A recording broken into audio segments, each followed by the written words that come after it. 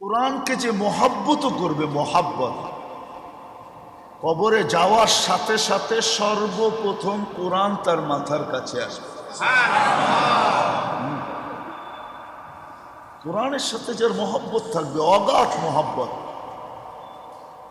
সমস্ত আমালকে কোরআন ইশারায় বলবে তোমরা চুপ থাকবে, আজকে যা করার আমি করব।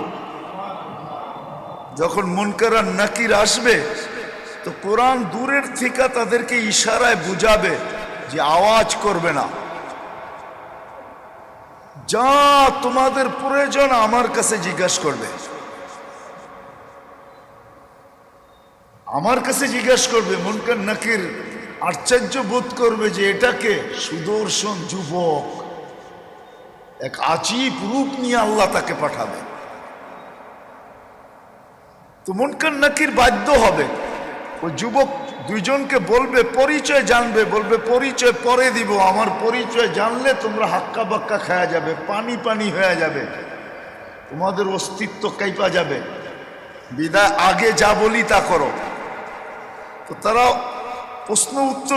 প্রশ্ন দিয়া দিবে, ওই সুদর্শন যুবকের হাতে সে জবাব লেখা দিয়ে দিবে, বসে নিয়ে যাও। তো বলবে তোমার পরিচয় জানা হইল না, বলে আমার পরিচয় হলো আমি কোরআন, আমি কোরআন। এই ব্যক্তির কোরআনের সাথে অগাধ ভালোবাসা ছিল, অগাধ মহব্বত ছিল, সম্পর্ক ছিল। পড়তে না জানলেও চুমা দিতে ভুল করতো না। যখনই কোরআন সামনে পড়তো, সকাল হোক বিকাল হোক দুপুর হোক, কোরআনকে হাতে নিত আর চুমা দিত, আর উল্টাইতো পৃষ্ঠা আর চোখে লাগাইতো, আর ভাবতো আল্লাহর কালাম পড়তে পারি না। শুধু তো না, আহমদ ইবনে হাম্বল রহমতুল্লাহ আলাইহি আল্লাহর কালাম কোরআন যখনই দেখতেন তো চিৎকার দিতেন আর বলতেন হাদা কালাম রব্বি, এটা আমার রবের কালাম। বলতে বলতে কাদা রু আইয়াখরুজ, কিতাবে এটাও পাওয়া যায় ওনার রু বাহির হওয়ার উপক্রম হয়ে যেত। এতটুকু পর্যন্ত আল্লাহর কালাম দেখলে উনি ভিতর থেকে এতটুকু বলতে থাকতেন হাদা কালাম রব্বি, এতটুকু ভাব চলে আসতো, এতটুকু অবস্থা হইতো ওনার যে রু বাহির হয়ে যাবে আল্লাহর কালাম দেখলে। আর হবে না কেন, উনি 99 বার আল্লাহকে দেখছেন, শতবার আশা করছেন যে যাতে 100 পুরা হয়ে যায়, সেঞ্চুরি পুরা হয়, তাইলে আমার একটা প্রশ্নের উত্তরও হয়তো মিলতে পারে। তো যেদিন 100 বার পুরা হইতেছিল ওদিন জিজ্ঞাসা করছেন আল্লাহ আপনার নৈকট্য লাভ করার সহজ সরল আবার সবচেয়ে উত্তম উপায় কি? তো আল্লাহ বলছে আহমদ কালাম আল্লাযী খারাজা মিন্নি, আমার কালাম যেটা আমার ভিতর থেকে বাহির হয়েছে। কোরআন আল্লাহর নৈকট্য লাভ করার সবচেয়ে বড় পাথেয়। কিন্তু আফসোস, সত্য এটাই, সবার কপালে তো সব শোভা পায় না। এরকমও মনে হয় একটা প্রবাদ বাক্য আছে, আমাদের কপালে মনে হয় শোভা পায় না, আমাদের কপালে মনে হয় শোভা পায় না। হায় হায়, কোরআনের নাম শুই না, কোরআন ওই কালাম, ওই কালাম, ওই কালাম বোঝা যায় আল্লাহ। যেমন আল্লাহর কোনো ইবতেদা নাই, শুরু নাই, শেষ নাই, আমাদের এই কোরআনেরও শুরু নাই, শেষ নাই। মনে হয় বুঝে আসে নাই, শুরু নাই শেষ নাই, কেন এটা আল্লাহর ভিতর থেকে বাহির হয়েছে। এই জন্য তো আল্লাহ সূরা ইয়াসিন সৃষ্টির 1000 বছর আগে পড়ছেন, সমগ্র সৃষ্টির 1000 বছর আগে। আর আমরা তো জানিই না। যেমন আমাদের ভিতরে রূহ আছে, কোরআনের হার্ট হইল সূরা ইয়াসিন, রূহ হইল সূরা ইয়াসিন। দিল, আমাদের ভিতরে যেরকম দিল আছে, হার্ট আছে, কোরআনের হার্ট হইল সূরা ইয়াসিন। যদিও ভুলা যাব এই জন্য বলতেছি, আসছিল কিন্তু একটা বসন্ত, এক বসন্ত দুনিয়ার জন্য প্রতি বৎসর আসে, ঠিক না? রেলি নারায়ণগঞ্জ বাহির হয়, ঠিক না? কি আরেকটা বসন্ত কিন্তু চলতেছে, যেটা আখেরাতের বসন্ত। রমজান কিন্তু আখেরাতের বসন্ত। কিসের বসন্ত? কি মনে হয় বুঝাইতে পারতেছি না আপনাদেরকে। কিসের বসন্ত? আখেরাতের বসন্ত, আখেরাতের ঋতু। দুনিয়ার বসন্ত শুধু প্রভাব ফেলে শুধু ওয়েদারের উপরে, প্রকৃতির উপরে প্রভাব ফেলে, আমাদের জীবনের উপরে কোনো প্রভাব ফেলে না। কিন্তু এই আখেরাতের বসন্ত, রমজান বসন্ত, প্রত্যেক মানুষের জীবনের উপরে প্রভাব ফেলে। এটা এমন বসন্ত, এমন বসন্ত, অবর্ণনীয় বসন্ত। রমজান বসন্ত ছিল, এখনো চলতেছে বসন্ত। আখেরাতের বসন্ত এটা, আখেরাতের মৌসুম, আখেরাতের ঋতু, আখেরাতের বসন্ত রমজান। কিন্তু কয়জন এটাকে গ্রহণ করলো বলেন? একটা উদাহরণ দিয়ে আগে যাইতেছি। এই যে এইখান দিয়ে নামাজ হইতে থাকে, রিক্সা ভ্যান যাইতে থাকে, ঠিক না? কি বলেন? আমি কিন্তু ফতুয়া দিতেছি না, ওলামা একরাম এটাকে ফতুয়া না মনে করে বুঝানোর জন্য বলতেছি। এই রিক্সাওয়ালা, ভ্যানওয়ালা, অটোওয়ালা, দিন মজদুর, এই দোকানদার, সবাই যদি রমজানে শুধু রমজান মাসটা নামাজ পড়তো, শুধু রমজান মাসটা, তাহলে এক মাসে কয় মাসের পড়া হইতো? গুরমিয়া, এক মাসে কয় মাস হইতো? এক মাসে 70 মাস, ঠিক না? রমজানে 70 গুণ বাড়ে না? এক মাসে কয় মাস? 70 মাস হইতো, ঠিক না? এক মাস 70 মাস। সত্য তো? সত্য না? এক মাস 70 মাস। আচ্ছা, ওইটা বাদেই দিলেন, 70 মাস বাদ দিলেন। ফরজ তো 70 গুণ হয়, ঠিক না? কি বলেন? এক মাসে কত ফরজ? না, এক মাসে বা অন্য মাসে, এক মাসে কত ফরজ? আপনি যদি বেতের ধরেন, বেতের সহ যদি ধরেন, এক মাসে, মাস 31-এই ধরলাম, 30-এই ধরলাম, ঠিক না? 30-এই ধরলাম, 6 ওয়াক্ত ডেলি, তো 150 ওয়াক্ত নামাজ হয়। কত? 6 কি 6 কত হয়? 180। 30 দিন মাস, আর 6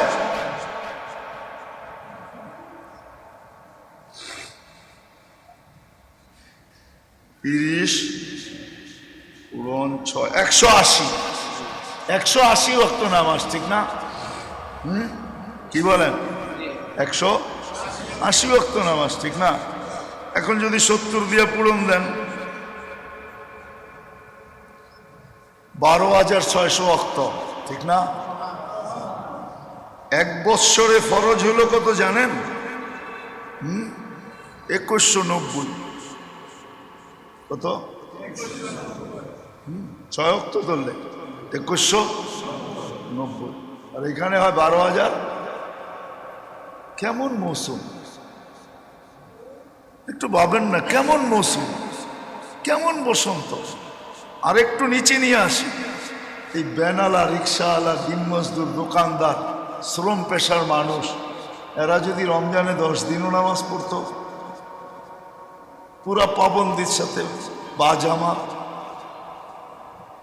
10 দিন, 10 দিন 70 দিয়ে পূরণ দেন, 700 দিন, ঠিক না? বৎসরে দিন কয়টা? বাদ দেন, তারপরও থাকতো, হাতে থাকবে, তা না থাকবে না। যদি মারা যাওয়ার পরে আল্লাহ জিজ্ঞাসা করে নামাজ, তো যুক্তি তো, আপনি নামাজের কথা জিজ্ঞাসা করেন, রমজানে তো টানা 10 দিন পড়ছিলাম, শুনছিলাম একদিন নাকি 70 দিন, ওই হিসাবে তো আমার 700 দিন হয়।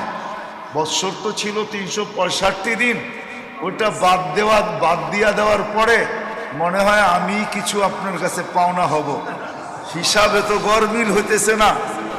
বলার সুযোগ ছিল না? ছিল না? আমরাও যারা নামাজি মসজিদে আসি, আমরা যারা দিনদার, আমরা যারা দায়িত্ববান, আমরাও এদেরকে এইভাবে লজিকলি হাতে ধরে বুঝাই না। যদি বুঝাইতাম তাইলে 100-র ভিতরে 10 জন হইলেও মসজিদে আসতো। আমরাও কিন্তু বুঝাই না, আমরা বেঁচে যেতে পারবো না। আপনার আমিও বাঁচবো না, কিন্তু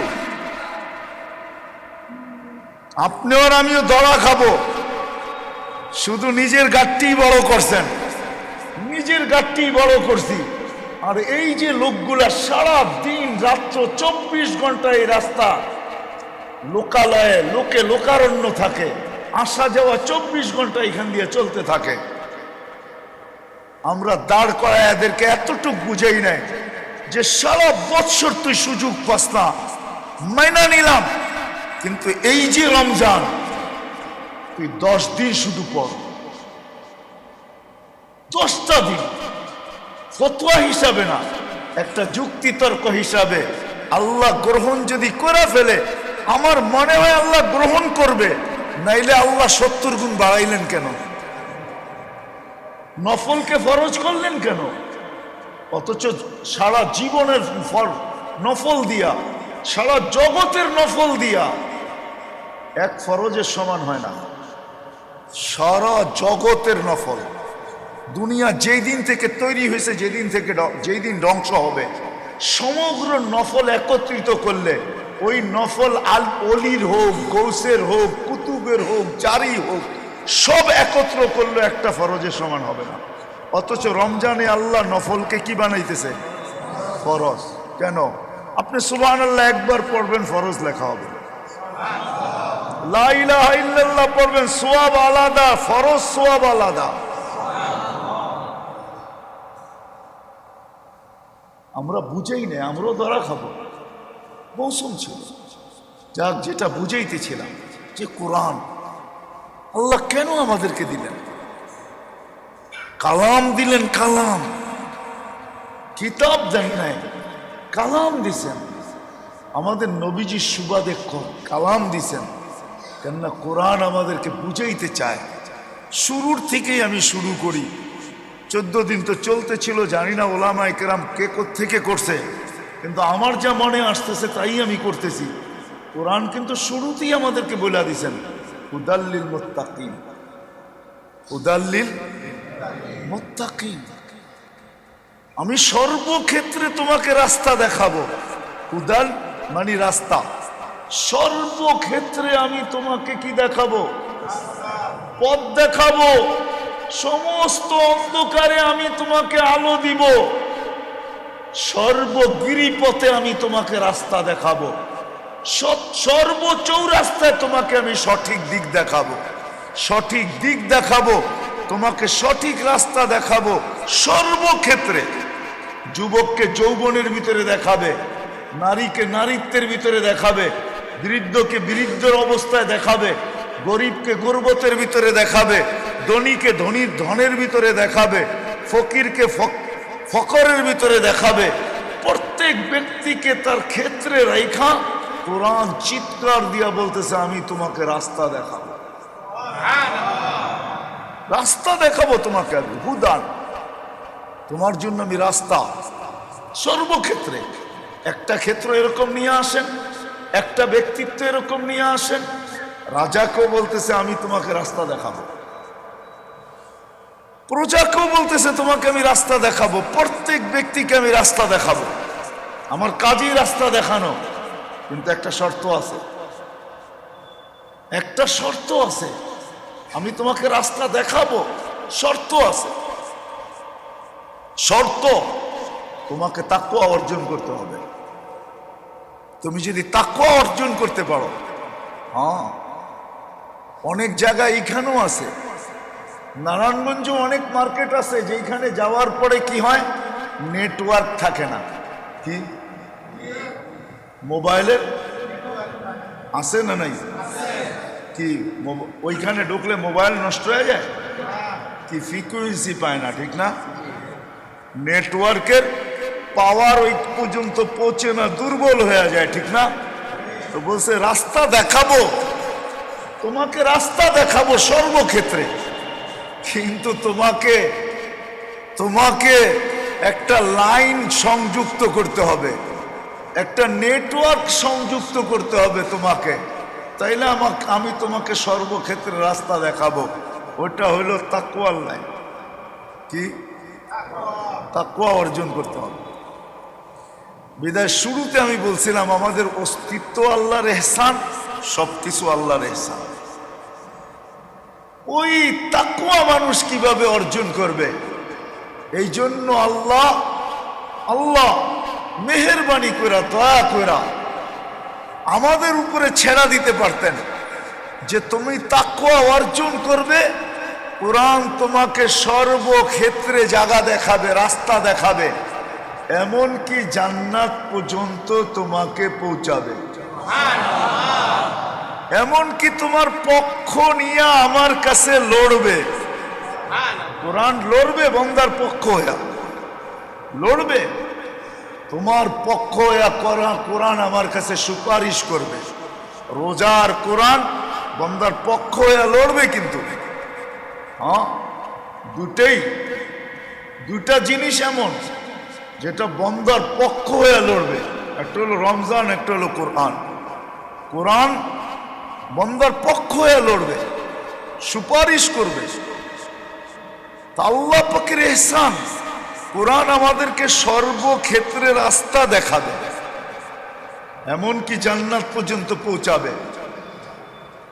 কেননা আল্লাহ আমাদেরকে অস্তিত্ব দিয়েছেন, আমাদের সর্বক্ষেত্রগুলো আল্লাহ আমাদের সাথে সংযুক্ত করছেন, কিন্তু ওই সর্বক্ষেত্রে কিভাবে চললে, কোন রাস্তায় আর পদ্ধতিতে চললে আমরা আসল গন্তব্যে পৌঁছতে পারবো, যেটা আমাদের আসল গন্তব্য জান্নাত। কেননা আমাদের যাত্রা জান্নাত থেকে, আর আমরা ইনশাআল্লাহ ফিরবো জান্নাতে। প্রত্যেক ব্যক্তি কর্মস্থলে সকালে নিজের বাড়ির থেকে যায়, আবার বিকালে কোথায় ফিরে? নিজের বাড়িতেই ফিরে। যদি না ফিরে তো বাড়িওয়ালারা যে থানায় জিটি করে গেল তো, কিন্তু ফিরলো না, খুঁজি পাই না, ঠিক না? গুম তো হয়ে গেল না? কি বলেন? আমাদের যাত্রা কিন্তু জান্নাত থেকে, আমরা জান্নাতে ছিলাম, আবার আমরা জান্নাতে পৌঁছবো ইনশাআল্লাহ। আমাদের গন্তব্য কিন্তু জান্নাত। আল্লাহ জান্নাত আমাদের জন্য তৈরি করছেন, অন্য কারো জন্য না। এই জন্য যেটা বুঝাইতেছিলাম, আমাদের গন্তব্য জান্নাত। ওই জান্নাতে কিভাবে পৌঁছবো, কোন পদ্ধতিতে পৌঁছবো, কোন রাস্তায় চললে পৌঁছবো, কোরআন আমাদেরকে ওই রাস্তা দেখাবে। শর্ট থেকে শর্ট রাস্তা, সহজ থেকে সহজ রাস্তা কোরআন আমাদেরকে দেখাবে। এটাই সত্য, কোরআন আমাদেরকে সহজ রাস্তা দেখায়, কঠিন না। এই জন্য কোরআনের একটা শব্দ আছে, একটা আয়াত আছে ছোট্ট, মানুষ যদিও মানুষের স্বভাব, মানুষ কিন্তু কর্মচারীকে নিজের ইচ্ছা মতো খাটায়, ঠিক না? কি কি বলেন? মনে হয় এমন না, ঠিক না? এমনই তো, নিজের মন মতো, নিজের পছন্দ মতো, নিজের ইচ্ছা মতো। আল্লাহ কিন্তু আমাদেরকে ইচ্ছা মতো খাটান না, আল্লাহ আমাদেরকে খাটান আমাদের সাধ্য মতো, আমাদের শক্তি সমর্থ মতো। যার কারণে কোরআন বলতেছে লা ইউকাল্লিফুল্লাহু নাফসান ইল্লা উসআহা। ও মানুষ, তোর যতটুকু সামর্থ্য আছে, তোর যতটুকু সাধ্য আছে, তোর যতটুকু শক্তি আছে, তোর যতটুকু বল আছে, তুই যতটুকু অ্যাবিলিটি রাখিস, তোর যতটুকু তুই পারস অতটুকু কর, এর বাহিরে না। দেখেন কত বড় মেহেরবান আল্লাহ। রমজান আসছে, আগের থেকেই বলে দিছেন যারা সফরে থাকবে রোজা পরে রেখা লইও। রোজা দুনিয়াবি সফর, দিনই সফর, যেই কোনো সফর হোক, অথবা তুমি অসুস্থ পরে রেখা লইও। আল্লাহ সহজ করছেন। আল্লাহ ইচ্ছা করলে বলতে পারতেন রাখ, কেন রাখবি না, 12 মাসে 1 মাসে রোজা রাখতে হবে। অথচ রোজা দুই দিক দিয়েই লাভ। কয় দিক দিয়ে লাভ? আধ্যাত্মিক দিক দিয়েও লাভ, শারীরিক দিক দিয়েও লাভ। কিন্তু রোজা দুই দিক দিয়ে লাভ। রোজা যেরকম আধ্যাত্মিক লাভ, যেটার বর্ণনা দিয়ে শেষ করা যাবে না যে কেমন আধ্যাত্মিক লাভ, ওটার দিকে যাইতেছি আমি। আধ্যাত্মিক লাভ আর শারীরিক লাভও রোজা। শারীরিক লাভ যদি না হইতো তাহলে বিজ্ঞান কোনোদিন রোজাকে বিকৃত করে অটোফেজি বলতো না। অটোফেজি বোঝেন? এটা হলো শারীরিক লাভ। সারা অটোফেজি সারা বৎসরে শরীরের ভিতরে যত দূষিত জিনিস একত্রিত হয়, জমা হয়, রোজার মাধ্যমে সব ক্লিয়ার হয়, সব শেষ হয়ে যায়, সব শেষ। এটার নাম অটোফেজি। অটোফেজি মানে হলো অটোমেটিক সব কিছুকে বেনিশ করে দেয়। যত জীবাণু থাকে শরীরের ভিতরে, যত ব্যাকটেরিয়া থাকে আমাদের শরীরে আছে, ওইগুলা আবার খায়, ওইগুলা আবার যে মলমূত্র আমাদের শরীরের ভিতরে জমা করতে থাকে, রমজানের দ্বারা এক বৎসরে আল্লাহ ওটাকে ক্লিয়ার করে দেয়, এক মাসের মাধ্যমে ওগুলাকে ক্লিয়ার করে দেয়। এই জন্য এটার নাম অটোফেজি। আর আধ্যাত্মিকভাবে রোজা আধ্যাত্মিকের জন্য, ওইদিকে নিয়ে যাইতেছি আপনাদেরকে। কোরআন আমাদেরকে এটাই বুঝাইছেন, এই জন্যই আল্লাহ আমাদেরকে মৌসুম দিয়েছেন যে কোরআন রাস্তা দেখাবে, সর্বক্ষেত্রে আমাকে পথ প্রদর্শক হিসাবে কাজ করবে। আমার আঙ্গুল ধইরা কোরআন আমাকে জান্নাতে নিয়ে যাবে। শুধু পথ দেখায় না, আঙ্গুল ধইরা। কিন্তু শর্ত হইল একটা, তুমি তাকওয়া অর্জন করো। লিল মুত্তাকিন, যে তাকওয়া অর্জন করো। তাকওয়া এখন কি জিনিস এটাও বুঝার বিষয়, যে তাকওয়া জিনিসটা কি, তাকওয়া কোন জিনিসকে তাকওয়া বলে। তা আলী রাদিয়াল্লাহু তাআলা আনহু যেটা বলছেন ওটা আমার বুঝে আসে খুব সহজে, যে তাকওয়া কি জিনিস। আলী রাদিয়াল্লাহু তাআলা আনহু বলছেন, আল খাউফু মিনাল জালিল, আল খাউফু মিনাল জলিল। সর্বকর্মে সকল কর্মে সর্বত্র যেইখানে আমি থাকি না কেন, যাই কিছু আমি করি না কেন, সদা সর্বদা মনে এই অবস্থা তৈরি করা যে আল্লাহ কিন্তু আমাকে দেখে, আল্লাহ কিন্তু আমাকে দেখে। আল খাউফু মিনাল জালিলের অর্থ এটা। সব জায়গায় মনের ভিতরে সর্ব অবস্থায় এই পরিস্থিতি দিলে তৈরি করা যে আল্লাহ আমাকে দেখে, আল্লাহ আমাকে দেখে। এটার আরেকটা তর্জমা হাদিস আছে। ওমর রাদিয়াল্লাহু তাআলা পরীক্ষা করতেছিলেন এক রাখালকে, যে বকরি বিক্রি কর, এটার মালিক তো আমি না।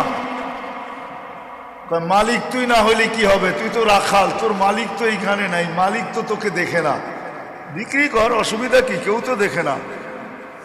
তো রাখাল চিৎকার দিয়া বলতেছে, ফাইন আল্লাহ, তুমি বলতেছো ঠিক আছে, তাহলে আল্লাহ কোথায়? আল্লাহ, এটার নাম হলো খৌফ, এটার নাম হলো খৌফ। কিন্তু ইব্রাহিম ইবনে আদম রহমতুল্লাহ আলাইহি আরেকটা তর্জমা সুন্দর করছেন। কোন যুবক জিজ্ঞাসা করছে, আমার গুনাহ করতে মনে চায়, ওই জায়গায় কর যেই জায়গায় আল্লাহ দেখে না, এটার নাম হইল আল খৌফ। ওই জায়গায় যায় কর যেই জায়গায়, ইব্রাহিম আল্লাহ দেখে না এরকম কোন জায়গায় তো নাই, তাহলে গুনাহ করিস না, গুনাহ। এটার নাম হলো খৌফ, এটার নাম হলো খৌফ। খৌফ খৌফ মিনাল জালিল ওয়াল আমালু বিত-তানজিল। সর্বকর্মে সর্বকদমে বাবা উচিত যে যেটা করতেছি বা যেই পা বাড়াইতেছি এটা আল্লাহর রসুলের হুকুম মতো কিনা, আল্লাহর রসুলের। আরে মনে হয় বুঝতেছেন না, যেই পাওই উঠাই, কদমেই উঠাই, যেই কাজেই করি, আমার বাবা উচিত আল্লাহর রসুলের হুকুম মতো। আমি যে দেখতেছি আল্লাহর রসুলের হুকুম মতো দেখতেছি কিনা, এটার নাম হলো আমলু বিত-তানজিল, এটার নাম হলো আমল বিত-তানজিল। যা আল্লাহর রসুল নিয়ে আসছেন ওটার উপরে আমল করা। চতুর্থ হলো চতুর্থ যে জিনিস।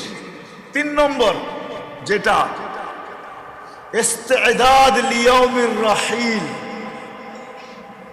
ওটা হলো ওই হাদিস ইদা আসবাহতা ফালা তানতাযিরিল মাসা, সদা সর্বদা মউতের জন্য প্রস্তুত হয়ে অপেক্ষা করা। ইস্তেদাদ লিয়াউমির রাহিল, যেই কোনো মুহূর্তে আসুক লাব্বাইক বলে আলিঙ্গন করা যায়। আর চতুর্থ হলো রেজা বিল কালিল, যা আল্লাহ দিল, যা মিলল ওটার উপরে আলহামদুলিল্লাহ বলল, যা দিল যা মিলল এটার উপরে। এটার নাম হলো তাকওয়া। এখন এটা আসবে কি করে? আসবে কি করে? এটার জন্য 5টা পরিবেশ লাগবে। কয়টা? 5টা। ওই 5 পরিবেশ আল্লাহ রমজানের ভিতরে নিয়ে আসছেন। এই জন্যই রোজার ফল আল্লাহ বলছেন লাআল্লাকুম তাত্তাকুন, রোজা তোমাদেরকে দিছি যেন তোমরা মুত্তাকি হইতে পারো। কেননা তাকওয়া যতক্ষণ পর্যন্ত না আসবে কোরআন তোমাকে সর্বক্ষেত্রে রাস্তা দেখাবে না। আর কোরআনের রাস্তার মতো যদি তুমি অনুসারী না হও তাইলে কোরআন তোমাকে আঙ্গুল ধইরা জান্নাতে ঢুকাবে না। ওই 5 জিনিস ক্ষেত্র আল্লাহ নিয়ে আসছেন, মৌসুম নিয়ে আসছেন, পরিবেশ বানায়া দিছেন। 1 নম্বর কম খাওয়া। কম খাওয়া দ্বারা তাকওয়া আসে। কম খাওয়া দ্বারা কি? রমজানে খাওয়া কম হয়, ঠিক না? রমজানে খাওয়া না না কম হয়। আপনি খাইতেছেন কিন্তু 24 ঘন্টা আপনি ইফতার থেকে সেহরি পর্যন্ত খান, ঠিক না? এরপরে তো খান না। যা খাইছেন এটাকে ওয়েট করেন, সারা বৎসর 24 ঘন্টা যা খাইতেন আগে ওটার তুলনায় অনেক কম খান। এই জন্য কম খায়। আপনি বলতেছেন বেশি খাইতেছেন, আপনি তো রোজা খোলার সময় মনে করতেছেন যে প্লেটটা সহ খায়া ফেলাই তাড়াতাড়ি, ঠিক না? কি বলেন? এমন ভাবেন না, কিন্তু রমজানে ওর আসলেই খাওয়া কম হয়। কিল্লাতুত তাআম, তাকওয়া আসার জন্য। দ্বিতীয়, রমজানে ঘুম কম হয়। কিল্লাতুন নাওম, তাকওয়া আসে ঘুম কম হইলে। ঘুম কম কি? ঘুম কম। তৃতীয়, রমজানে ইবাদত বেশি হয়, ঠিক না? কিছু না হইলেও তো 20 রাকাত তারাবি বেশি, ঠিক না?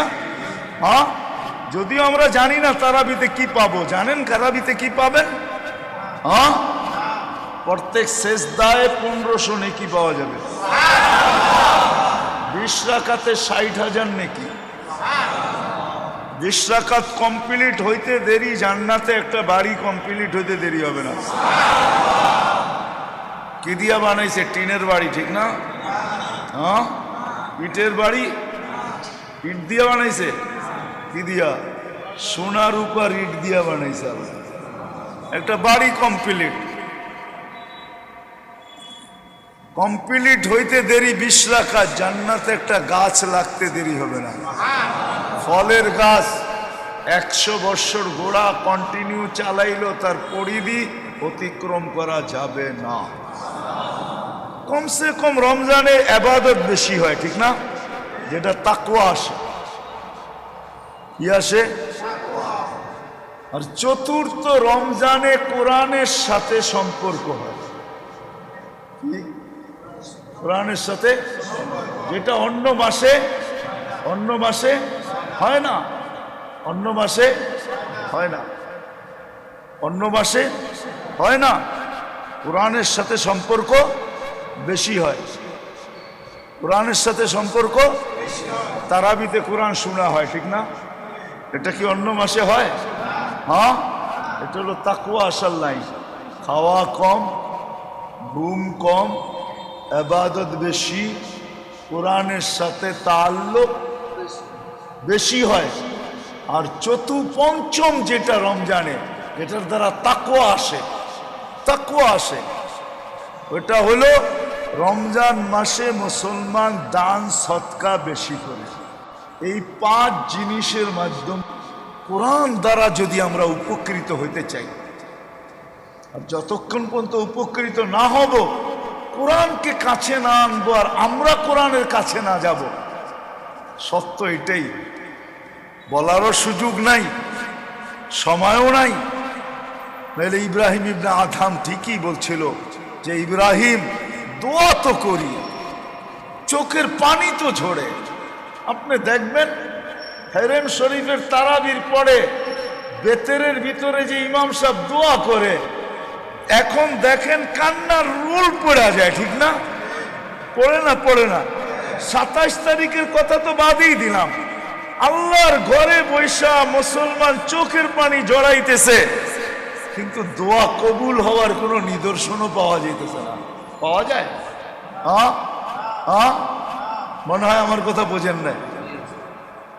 তাহলে ইব্রাহিম ইবনে আদহাম রহমতুল্লাহ আলাইহির কথাই তো ঠিক, মাতা কুলুবুকুম, তোমাকে দিল মরে গেছে, এই জন্য দোয়া করো বটে, চোখের পানি ঝরে বটে, কিন্তু দোয়া মাথার উপরে ওঠে না, তোমাদের দিল মরে গেছে। সত্য, আমাদের দিল মরে গেছে। যতক্ষণ পর্যন্ত আমরা কোরআনের কাছে না হব, কোরআন আমাদের কাছে না হবে, আমরা কোরআনের সিনায় না হব, আমাদের সিনায় কোরআন না হবে, দুটাই কিন্তু কথা। আমরাও কোরআনের সিনায় হইতে হবে, কোরআনও আমাদের সিনায় হইতে হবে। কতদিন পর্যন্ত কোরআন দ্বারা আমরা উপকৃত হইতে পারবো না? সাহাবা উপকৃত হয়েছেন কোরআন দিয়েই। ওই কোরআন আজও আছে, আজও আছে। আমি কোরআনের একটা শব্দ বলতে চাইতেছি, যদিও এই কথাটা ওলামাদের, কিন্তু আপনাদেরকে বুঝানোর জন্য। কোরআনে একটা জায়গায় আছে, সুলাইমান আলাইহিস সালাম যখন তখতে বিলকিসকে আনার কথা বলতেছিল, তার বড় মজলিসের ভিতরে সকাল সকাল মজলিসে বসেই বলছিল, মাইয়াতি বিআরশিহা, বিলকিসের সিংহাসন কে উঠায় নিয়ে আসবে? কেন ওনার কাছে 3টা বাহিনী ছিল। কয়টা? 3টা বাহিনী। একটা হলো পাখির বাহিনী, এটা হলো বিমান বাহিনী। আরেকটা ছিল জিন্নাতের বাহিনী, এটা হলো নৌবাহিনী। আরেকটা ছিল মানুষের বাহিনী, এটা হলো সেনাবাহিনী। তো 3 বাহিনীকে উনি বলছে কে নিয়ে আসবে? মাইয়াতি বিআরশিহা। তো ইফরিতুম মিনাল জিন, সে বাহিনীর ভিতরে সবচেয়ে সুপার বাহিনী, জমিনি মখলুকের ভিতরে সবচেয়ে বেশি পাওয়ারফুল। ইফরিতুম মিনাল জিন, জিন যদি ইচ্ছা করে তো আপনাকে দেওয়াল থাকবে, আপনি খাটে শুয়া থাকবেন, খাট সহ আপনাকে বাড়ি করে নিয়ে যাবে। আল্লাহ ওদেরকে এরকম শক্তি দিছে। এটা ওর আলাদা ফোন, এটা আপনার আলাদা পড়াইতে হবে আপনাকে আমার। তো বলছে আমি নিয়ে আসবো, কিন্তু কয় ঘন্টা? 3 ঘন্টা লাগবে। কেন সুলাইমান আলাইহিস সালাম হইলেন বাইতুল মুকাদ্দাসে, আর সবার রানী বিলকিস হইলেন ইয়ামানের মাআরেবে। আমি 4 বার গেছি ওইখানে, এখনো সিংহাসনে খুঁটিগুলো রাখা আছে। বলতেছি তো আমার চোখের সামনে ভাসতেছে। আমি 4 বার গেছি তো, চোখে দেখা। আর যেখানে ও ইবাদত করত 365 দিন, সূর্যের পূজা করত, 65টা কামরা ছিল, 365টা, ওটাও এখনো রাখা আছে। 2-4টা কামরা একটু এলোমেলো হয়েছে, বাকি বেশিরভাগই রাখা আছে, ওরকমই রাখা আছে জাদুঘর হিসাবে। তো যেটা বলতেছিলাম, নিয়া 3 ঘন্টা সময় নিবে। তো যার কাছে আসমানি এলেম ছিল, কিতাবের এলেম যার কাছে ছিল, আল্লাযী ইনদাহু ইলমুম মিনাল কিতাব, আসমানি এলেম যে ছিল, সে বলতেছিল 3 ঘন্টা। বড় বাহাদুরি দেখাইতেছ তাই না? 3 ঘন্টা নিয়ে আসবি, রাখ। চুটকিতে চোখের পলকে নিয়ে আইসা তোরে দেখায় দেব, তুই বাহাদুর না আমি বাহাদুর। ওর কথা এটা ছিল, চোখের পলকে নিয়ে আসবো। আনা আতি বিহা ক্বাবলা আন ইয়ারতাদ্দা ইলাইকা তারফু, চোখের পলক জপারাবে। আর সুলাইমান আলাইহিস সালাম পাইছেনও, ও কথা বলতেছে আর চোখের পলক জপাইতে দেরি, সামনে উপস্থিত পাইতে দেরি হয় না। কিন্তু যখন বিলকিস আসছে, তো সুলাইমান আলাইহিস সালাম জিজ্ঞাসা করছে তোমার আরশ কি এরকম? তো বিলকিসও ভাবতে পারে না যে এটা আরশ উঠায় আনবে কি করে। আরশ এত বড় আরশ, এত দূর, আমারই আসতে মাস লেগে গেছে, এটা আনবে কি করে? ওয়ালাহা আরশুন আযীম। কিন্তু তাকায় দেখে হুবাহু, তো উঠছাই, কিন্তু সন্দেহ, এই জন্য বলতেছে কান্নাহু হু, মনে হয় এটা ওইটা, মনে হয়। তা আল্লাহ তো আমাদেরকে কালাম দিছিলেন,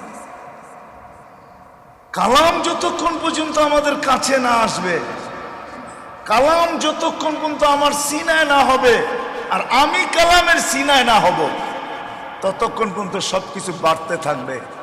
মুসলমান, হায় হায় সত্য এটাই, মুসলমান কোনোদিন কোনোদিন কোনোদিন কোনোদিন ওই ওমর রাদিয়াল্লাহু তাআলা আনহুর কথাই সত্য, মাহমা নাবতাগি বিগাইরি মা আহসানাল্লাহ আযাল্লানাল্লাহ। আল্লাহ যা দিয়ে আমাদেরকে ইজ্জত দিছেন, ওটা যতক্ষণ পর্যন্ত তোমাদের থেকে দূরে থাকবে, তোমরা ওটার থেকে দূরে থাকবে, ততদিন পর্যন্ত ইজ্জত তোমাদের কাছে আসবে, তোমরা মাথা উঁচা করতে পারবে না। বিদায় কোরআন সর্বক্ষেত্রে আমাদেরকে রাস্তা দেখানোর জন্য ছিল, আর সর্বক্ষেত্রে কোরআন রাস্তা দেখাবে যদি তাকওয়া আসে। আর তাকওয়া আসার জন্য আল্লাহ মৌসুম আমাদেরকে দিছেন, যে তাকওয়া আনার জন্য। দীর্ঘ একটা সময় কেটে গেছে, 14 রোজা আজকে চলতেছে, গতকালকে 13 রোজা ছিল, ঠিক না? কালকেই মনে হয় আপনাদের তাফসীরের পরিসমাপ্তি ঘটবে 15 তারিখে, ঠিক না? 14 রোজা চলতেছে। কিন্তু মেরে দোস্ত, ভাবা উচিত যে এই যে তাকওয়া অর্জনের মৌসুম আসলো বা তাকওয়া অর্জনের বসন্ত আসলো, আমি কতটুকু উপকৃত হলাম। এটার জন্য আল্লাহ ওয়ালারা লেখেন যে আমাদের উচিত 4 কাজের ভিতরে সবচেয়ে বেশি নিজেকে লাগানো। কয় কাজের ভিতরে? যেটা চলে গেছে চলে গেছে, যতটুক হাতে আছে আজকের থেকে করেন। কেননা রমজান তো ওই মাস, একদিনে যা যতটুকু অতিক্রম করা যায় আখেরাতের রাস্তা, আধ্যাত্মিক পথ রাস্তা, একদিনে যতটুকু অতিক্রম করা যায় সারা জীবনেও অতটুকু অতিক্রম করা যায় না। বরং এক রাত্রে যতটুকু অতিক্রম করা যায়, লাইলাতুল কদর এক রাত্র, কয় রাত্র? কয় রাত্র? কতটুকু অতিক্রম করা যায়? 83 বছর অতিক্রম করা যায় এক রাত। এই জন্য আসেন 4টা কাজের ভিতরে আজকের থেকে, যা গেছে গেছে। প্রথম হলো নফল এবাদত, যেন কোনো নফল এবাদত না ছোট। যেগুলো নফল আছে, দৈনন্দিন কিছু নফল এবাদত আছে, ওটা যেন কোনো আজকের থেকে শেষ রোজা পর্যন্ত একদিনও না ছোট। করবো তো? হ্যাঁ, বুঝাইতে পারতেছি? প্রতিদিন কিন্তু কিছু নফল আমল আছে, আপনি দেখেন জিন্দগির রুটিনের ভিতরে কিছু নফল আমল আছে, এটা যেন না ছোট। নফল আমল এটা যেন আজকের থেকে একটাও না ছোট। দ্বিতীয় হইল এই মাসের দ্বিতীয় হইল জিকিরের মাত্রা বেশি বাড়ায় দেওয়া। সারাদিন জিকিরের ভিতরে উঠতে চলতে ফিরতে বসতে জিকির, জিকির করা। একটা কথা ভাবা, জিকির কিন্তু রমজানে 70 গুণ বাড়ে না, জিকির কিন্তু রমজানে 1000 গুণ বাড়ে। কত? আপনি সুবহানাল্লাহ একবার পড়বেন, 1000 সুবহানাল্লাহর সমান হবে। লা ইলাহা ইল্লাল্লাহ একবার পড়বেন, হ্যাঁ, লা ইলাহা ইল্লাল্লাহ একবার পড়বেন, উলামায়ে কেরাম যদি জিজ্ঞাসা করে কোথায় পাইলেন, তো ফাজাইলে রমজান রজব হাম্বলির লেখা পড়ে দেখেন, ওটার ভিতরে সনদ সহ লেখা আছে। উলামায়ে কেরাম হয়তো বলবে যে জীবন ভর শুনলাম 70 গুণ বাড়ে, আজকে শুনতেছি 1000 গুণ বাড়ে। জিকির 1000 গুণ বেড়া যায়। কত? একবার লা ইলাহা ইল্লাল্লাহ পড়বেন, কয়বার? 70 বার পড়বেন কয়বার?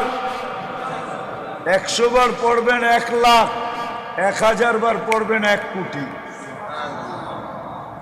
জিকির খুব বাড়ায় দেওয়া আছে, চলতে ফিরতে উঠতে বসতে জিকির করবেন তো?